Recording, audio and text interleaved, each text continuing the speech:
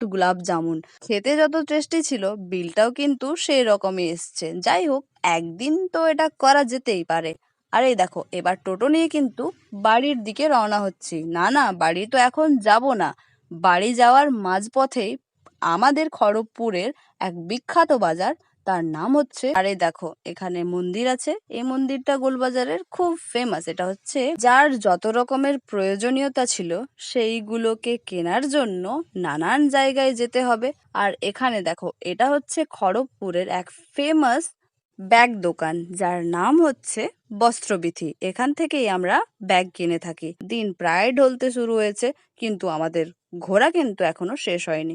ঘুরতে ঘুরতে দেখা হয়ে গেল নন্দী মহারাজের সঙ্গে। এ কি নন্দী! তাকে পার করা মহা মুশকিল। খুব কষ্ট করে তাকে বের করে আসলাম।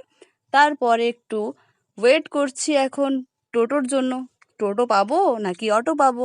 কারণ আমরা যে বাটার নান খেয়েছিলাম সে কিন্তু বারবার এত জল চাইছে যে রাস্তায় দাঁড়িয়ে আমাদের জল নিতে হলো। আর এই দেখো, রথযাত্রার কাজ কিন্তু শুরু হয়ে গেছে।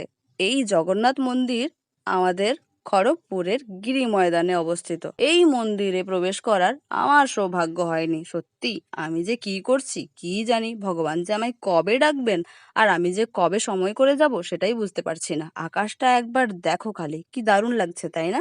ঠান্ডা ঠান্ডা হাওয়া খেতে খেতে বাড়ি ফেরার মজাটাই আলাদা। বাড়ি ফিরতে ফিরতে প্রায় 7:30 বেজেই গেছিল। আজকে তাহলে আসি। হরে কৃষ্ণা।